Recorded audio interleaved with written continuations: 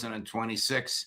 Ambassador Chaz Freeman joins us now. Ambassador, I want to have a rather extended conversation with you on whether United States diplomacy is effectively dead, but let's sort of work our way into the project. Were the Islamabad negotiations last week a hoax?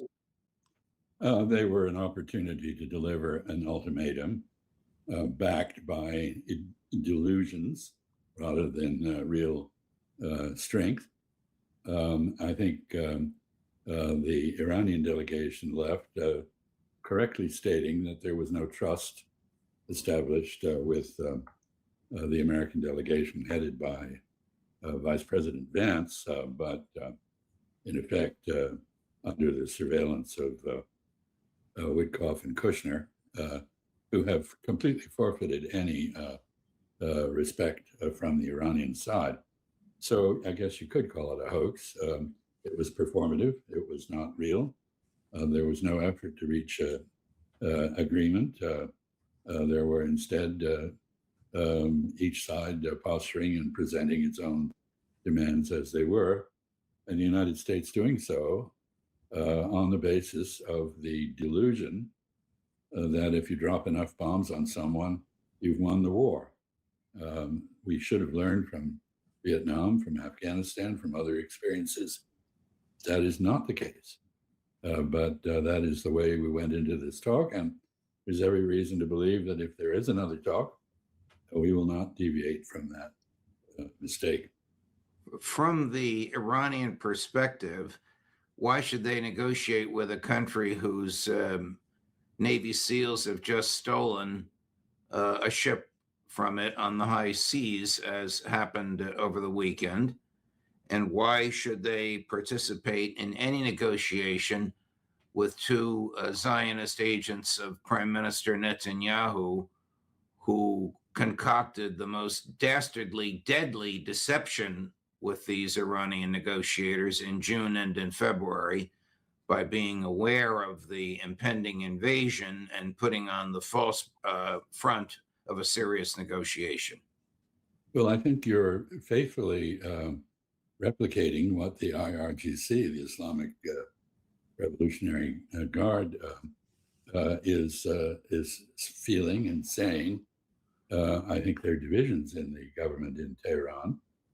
The foreign ministry, I'm sure, wants to hear whether there's anything new that the United States has to say. I think it will be very difficult for them not to find a way to listen to J.D. Vance if he goes to Islamabad. But I don't think they believe there will be a negotiation. And the IRGC, which is in de facto control in Iran now, we have promoted the hard line into positions of authority, destroyed the checks and balances in that government in Tehran. They are adamantly opposed to any negotiation. So I suspect we're going to see another failure of any kind of progress and a return to warfare. Who is in, I'm laughing because I don't know that any human knows the answer to this, but you're a pretty smart person. Who's in control of Hormuz as we speak? Iran. We see from Lloyd's list that some 20 vessels have actually gone through the American blockade, which is apparently quite permeable. We have seen the example of the single ship that was attacked, had its engine room blown out and was assaulted by Marines or SEALs, I'm not sure who, and has been condemned by Iran as an act of piracy, which I think legally it is. So who's in charge of the Gulf and the Strait of Hormuz? Iran. And Iran has just published a tentative list of regulations that it plans to impose on the Strait of Hormuz if there is no effective negotiation with other countries about those rules. They're pretty harsh. No ship connected in any way with Israel. No ship connected with the participants in the Iran-Iraq War, meaning the United States and others who aided Iraq in that war. The Gulf Cooperation Council countries fall under that heading, unless there are reparations. And the money from the tolls that will be connected would be devoted primarily, first and foremost, to rebuilding Iran's defenses, its infrastructure. Nothing in there about benefiting the Iranian people. So pretty tough stuff and very unacceptable to the world. There is going on right now a very interesting debate between Singapore and Malaysia, which straddled the Straits of Malacca, another major choke point of great concern to China, to India, to Japan, to Europeans, and basically the world. The question arose in the Singaporean parliament, asking the foreign minister, why can't we, like the Malaysians, negotiate a deal with Iran, which would allow our ships to pass through the Strait of Hormuz? And his answer was freedom of navigation in straits like the Strait of Malacca, like the Strait of Hormuz, like the Strait of Taiwan, is essential to Singaporean national interests. There's a lot at stake here. Iran has set a terrible precedent in terms of the interests of many other countries, including ourselves. But the fact is, possession is 9/10 of the law, and they are in control. Well, I wonder why the United States blockade is so ineffective. A, does the Navy have the resources? B, is it just one of those things the president wants to boast about without having given any serious thought to it? C, what does the U.S. gain by this? He wants oil prices down. Blockading the Gulf of Hormuz is going to cause them to go up. Absolutely. Your point C is the fundamental one.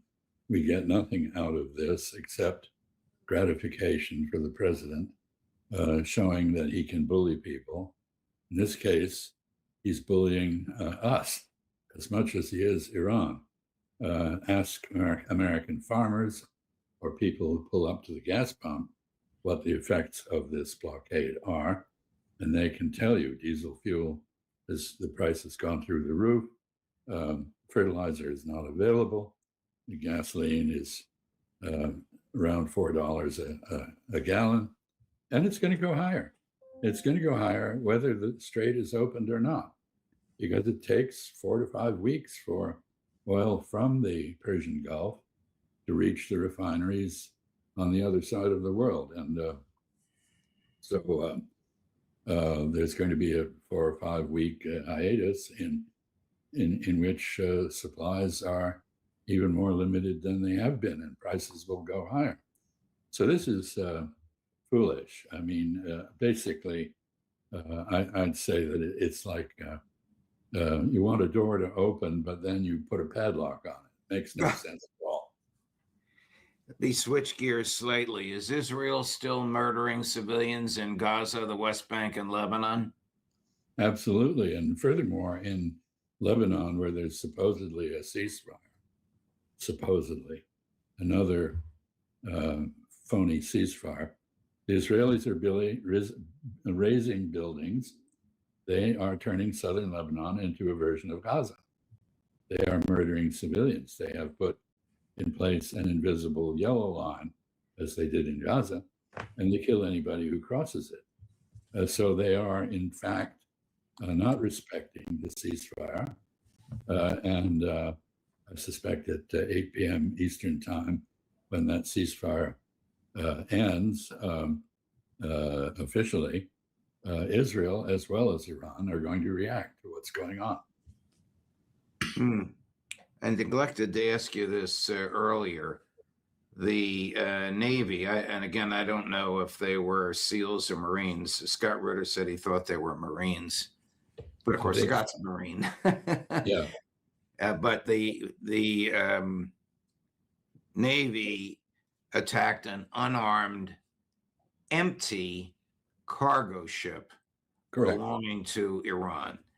It destroyed, as you said, the engine room, so the boat couldn't move and the crew couldn't do anything, and the Navy took it over. What happens if they try to do that to a tanker filled with 100 million gallons of oil, Well, destined for China? You could have a big explosion, and you could also see the crew armed with man-pads, anti-aircraft and individual anti-aircraft missile systems take out a helicopter trying to land. You could see a firefight. You could see the beginning of a war between the United States and China. I don't think any country is prepared to accept the American stance pioneered in the Caribbean against the Venezuelans that just basically murders people on the basis of suspicion and takes tankers at will. This is piracy. And in the case of the Venezuelan tankers, we actually confiscated the oil too. I guess the ship that has been immobilized by, I believe it was the Marines, is now up for grabs, and there are people in the United States claiming that we should take the ship. Well, getting back to Israel, I haven't heard him condemn the desecration of a statue of Jesus being crucified. I haven't heard him condemn the president telling lies about the Pope, that the Pope is in favor of nuclear weapons, which of course would be contrary to Catholic theology and what every Pope has said since the development of nuclear weapons. I haven't heard him say a word about the innocents being killed, but here's the U.S. ambassador to Israel praising Prime Minister Netanyahu. Chris, number 13. And it has been an extraordinary opportunity for our country to stand with Israel and to be able to stand against a menace that has plagued the world for 47 years. Mr. Prime Minister, thank you for the extraordinary courage, leadership, and direction, and for the manner in which you have helped bring a level of direction to the world. Let's hope and let's pray that the swords can soon be put aside for the plowshares. But if there are those who are unwilling to put down the swords, it's good to know we have a partner that understands that the plowshares have to be preceded sometimes by the swords. Blessed are the peacemakers, not the peace lovers, but the peacemakers. Is he the U.S. ambassador to Israel or the Israeli ambassador to the United States? Clearly not representing American interests. That was an extraordinary display of sycophancy of the sort that we see in the broadcasts of our president's cabinet these days. No effort whatsoever to be realistic. You could see Prime Minister Netanyahu smirking. And of course, it's particularly anomalous, as you pointed out, that this comes in the wake of the desecration of a statue of the crucified Christ in Lebanon, which, Israel's reaction to that was, well, gee, that's terrible. We're going to investigate it. That's like what they've said when they've murdered Americans in the past. And there will be no serious investigation. And in fact, the soldier who did that very clearly represents a significant, if not majority, strain of opinion in Israel, where it's considered appropriate for Zionists, Jews, Israeli Jews to spit on native Christians. So to have our ambassador deliver that kind of disgusting praise of Mr. Netanyahu is really shocking. The image of the soldier that we see now with a sledgehammer aimed at the head of the statue of Jesus Christ was filmed in a video. So there obviously was more than one person collaborating in this. I don't know who it was. It was probably one of his colleagues in the IDF. They have a history of recording each other when they abuse Palestinians, and here they are abusing a classic symbol of the Christian faith in a particularly hideous way by smashing the head of the person that Christians believe is the Son of God. Maybe Huckabee said something profound about this. I don't know. I've known Mike for years.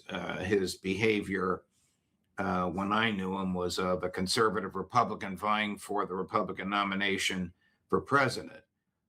His behavior now is sycophancy, as you said, but really over the top in an obsequious and almost disgusting way, and in which I ask as a joke, but it's a legitimate inquiry. Does he represent the U.S. to Israel or Israel to the U.S.? Well, ambassadors are meant to manage relations. They're not meant to surrender or defect to the other side. Sometimes they do. Clientitis is a problem in diplomacy, but this goes way beyond that. This is a complete sellout. Well, you were the United States ambassador to Saudi Arabia. Is the temptation to be a sycophant to your host almost irresistible?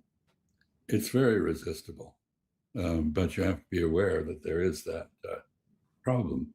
There's actually a wonderful passage in Zhuangzi, a Chinese philosopher from the probably 4th or 5th century BC, in which he says that, an ambassador, he's speaking to a class of graduating diplomats, he says an ambassador has to be very careful because there's a temptation to indulge in excessive flattery and sycophancy when delivering a message in order to ingratiate yourself with the recipient of the message. And if you do that, the message is distorted.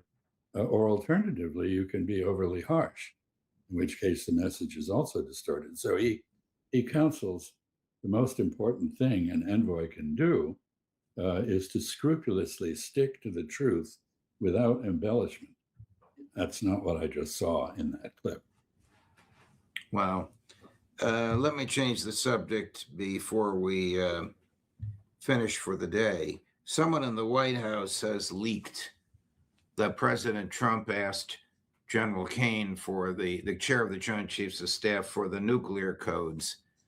And Kane responded immediately and abruptly, no, and walked out of the Oval Office and rather dejectedly to his waiting driver and bodyguards. Do you have any insight on this, Ambassador? No, I'm aware of the report, which is deeply disturbing. And, it really, the notion that somehow or other the president would find it appropriate to use nuclear weapons against anyone, but particularly against a country that doesn't have nuclear weapons and which has been subjected to absolutely brutal bombing by us for the better part of a month and a half, is just very frightening. There should be what General Kane did, if this in fact happened, was entirely appropriate. The president makes no sense on this issue and many others these days. And this, is the sort of thing that a Congress with any backbone would immediately take up in terms of either impeachment or invoking the 25th Amendment.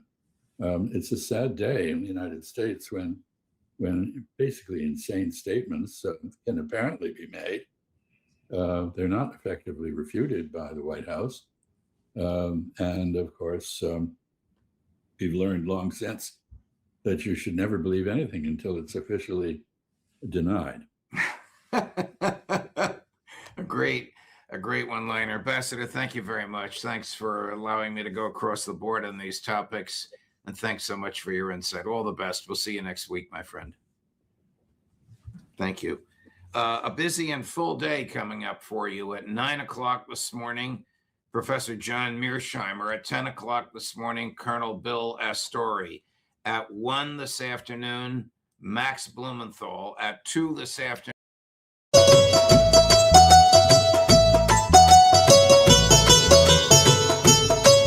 A college हो गया बंद कुड़िए, अज college हो गया बंद कुड़िए, ना बीच बाजारा lung कुड़िए, ना बीच बाजारा लंग कुड़िए।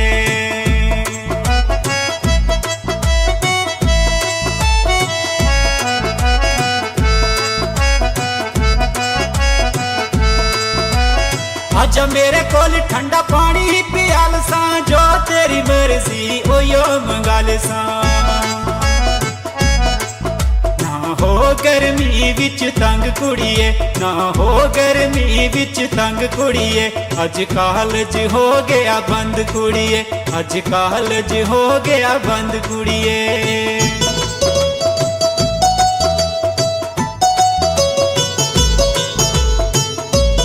इस गर्मी विच किया तू सड़दी, पानी पी पी किया तू मरदी। इस गर्मी विच किया तू सड़दी, पानी पी पी किया तू मरदी। आ छां विच बैठा संग कुड़िए, आ छां विच बैठा संग कुड़िए, ना बीच बाजारा लंग कुड़िए, अज कॉलेज हो गया बंद कुड़िए, ना बीच बाजारा लंग कुड़िए।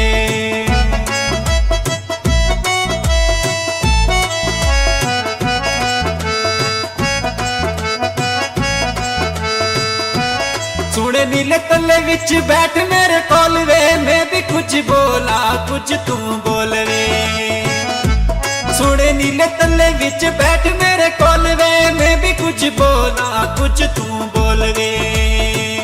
एवें खली है तू जिवें पीती भंग कुड़िए, एवें खली है तू जिवें पीती भंग कुड़िए, ना बीच बाजारा लंग कुड़िए, ना बीच बाजारा लंग कुड़िए, अज कॉलेज हो गया बंद कुड़िए, अज कॉलेज हो गया बंद कुड़िए, ना बीच बाजारा लंग कुड़िए, ना बीच बाजारा लंग कुड़िए।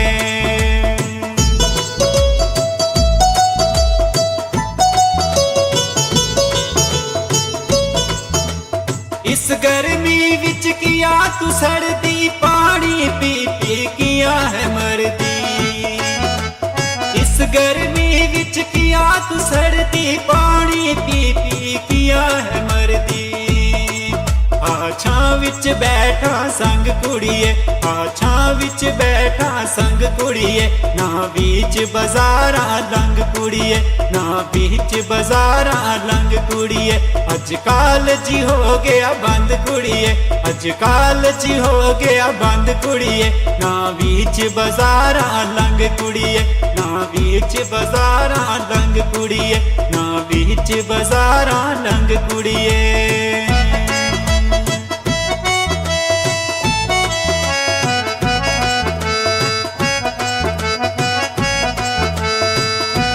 सुन नीले तले विच बैठ मेरे कोल वे, मैं भी कुछ बोला कुछ तू बोल वे। सुन नीले तले विच बैठ मेरे कोल वे, मैं भी कुछ बोला कुछ तू बोल वे। एवें खली है तू जिवें पीती भंग कुड़िए, एवें खली है तू जिवें पीती भंग कुड़िए, ना बीच बाजारा लंग कुड़िए, ना बीच बाजारा लंग कुड़िए, अज कॉलेज हो गया बंद कुड़िए, अज कॉलेज हो गया बंद कुड़िए, ना बीच बाजारा लंग कुड़िए, ना बीच बाजारा लंग कुड़िए, ना बीच बाजारा लंग कुड़िए।